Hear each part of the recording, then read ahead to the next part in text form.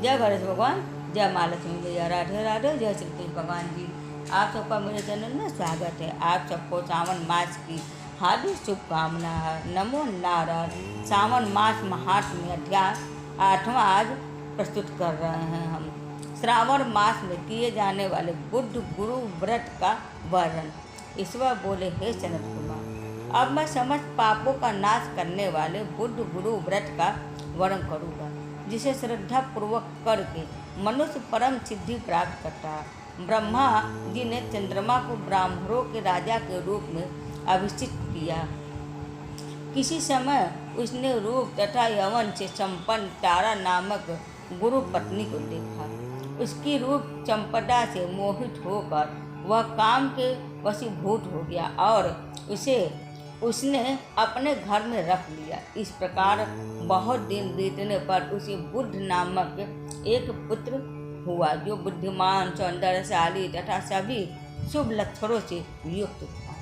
गुरु बृहस्पति को जात हुआ कि तारा चंद्रमा के घर में स्थित है। तब उन्होंने चंद्रमा से कहा कि मेरी पत्नी को वापस कर दो। अनेक तरह से समझाने पर भी जब चंद्रमा ने तारा को वापस नहीं दिया, तब बृहस्पति ने देवताओं की सभा में जाकर देवराज इंद्र को यह वृत्तांत बताया और कहा, हे शक्र, आप देवताओं के राजा हैं, अतः अपनी आज्ञा से आप उसे दिला, अन्यथा उस चंद्रमा के द्वारा किया गया पाप आपको भी निसंदेह लगेगा, क्योंकि शास्त्र निर्णय के अनुसार प्रजा के द्वारा किए गए पाप को राजा भोगता है। पुराण में भी ऐसा कहा गया है कि दुर्लभ का बल राजा होता है। गुरु का यह वचन सुनकर चंद्रमा ने कहा, मैं आपकी आज्ञा से तारा को तो दे दूंगा, किंतु उस पुत्र को नहीं दूंगा। शास्त्र के अनुसार विचार करके देवताओं ने उस बुद्ध को चंद्रमा को दे दिया। उसके बाद गुरु को उदास देखकर देवताओं ने उन दोनों को वर प्रदान किया, हे चंद्र, अब तुम घर जाओ, यह तुम्हारा भी पुत्र है और बृहस्पति का भी है। यह तुम्हारा पुत्र ग्रहों में प्रशिक्षित होगा। हे सुराचार्य, आप यह दूसरा भी शुभ वर ग्रहण कीजिए कि जो बुद्धिमान व्यक्ति आप दोनों बुद्ध गुरु का व्रत मिलाकर करेगा, उसकी संपूर्ण सिद्धि होगी। यह सत्य है, इसमें संदेह नहीं है। शंकर जी के लिए अत्यंत प्रिय इस श्रावण मास के आने पर जो लोग बुधवार तथा बृहस्पतिवार को पूजन व्रत करेंगे, उन्हें सिद्धि प्राप्त होगी। इस व्रत में दही तथा भात का नैवेद्य व्रत सिद्धि में मूल हेतु है। स्थान भेद से आप दोनों की मूर्ति लिखकर पूजन करने से भिन्न भिन्न फल प्राप्त होता है। यदि कोई हिडोले के ऊपरी स्थान पर आप दोनों की मूर्ति लिखकर पूजन करे, तो यह सर्वगुण संपन्न तथा दीर्घायु पुत्र प्राप्त करेगा। यदि मनुष्य कोषागार में मूर्ति को लिखकर पूजन करता है, तो उसे कोष बढ़ते हैं और वे कभी क्षय को प्राप्त नहीं होते। इसी प्रकार से पाकालय में पूजन करने से पाक वृद्धि और देवालय में पूजन करने से उनकी कृपा प्राप्त होती है।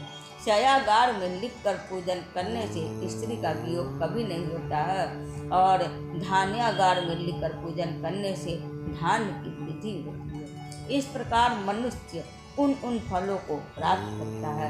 इस प्रकार 7 वर्ष तक करने के बाद उद्यापन करना चाहिए। उद्यापन से पहले दिन अधिवासन करके रात में जागरण करना चाहिए। सुअर की प्रतिमा बनाकर विधि पूर्वक 16 उपचारों से पूजन करने के पश्चात तिल, घृत, चारु और अपमार्ग तथा अस्तक से युक्त संविधाओं से होम करना चाहिए। अंत में पुराहुति देनी चाहिए। उसके बाद मामा व भांजे को प्रयत्न पूर्वक भोजन कराना चाहिए। इसके बाद ब्राह्मणों को तथा अन्य लोगों को भी भोजन कराना चाहिए। स्वयं भी भोजन करना चाहिए। इस विधि से 7 वर्ष तक करने पर मनुष्य सभी मनोरथों को प्राप्त कर, जो इसे विद्या की कामना से करता है, वह वेद व शास्त्र के अर्थों को जानने वाला हो जाता है। बुद्ध बुद्धि प्रदान करते हैं और गुरु बृहस्पति गुरुता प्रदान करते हैं। सनत कुमार बोले, हे भगवान, आपने जो यह कहा है कि इस अवसर पर मामा तथा भांजे को भोजन कराना चाहिए, यदि बताने योग्य हो तो इसका कारण बताइए। ईश्वर बोले, हे सनत कुमार, पूर्व काल में अत्यंत दीन तथा दरिद्र कोई ब्राह्मण थे। वो दोनों मामा भांजे थे। उदार पूर्ति हेतु परिश्रम पूर्वक भ्रमण करते हुए वे दोनों किसी नगर में अन्न मांगने के लिए गए थे। उन्होंने घर घर में श्रावण मास में प्रत्येक वार को उस वार का व्रत होते हुए देखा, किंतु कहीं भी बुद्ध गुरु का व्रत नहीं देखा। तब उन्होंने बहुत देर तक परस्पर विचार किया कि सभी वारों का व्रत तो सर्वत्र दिखाई पड़ रहा, किंतु बुद्ध गुरु का कहीं नहीं। अतः क्योंकि यह व्रत अनिश्चित है, इसलिए हम दोनों को चाहिए कि इस शुभ व्रत का अनुष्ठान आदर पूर्वक करें। किंतु हे सनत कुमार, इसकी विधि न जानने के कारण वो दोनों चंचल में पड़ गए।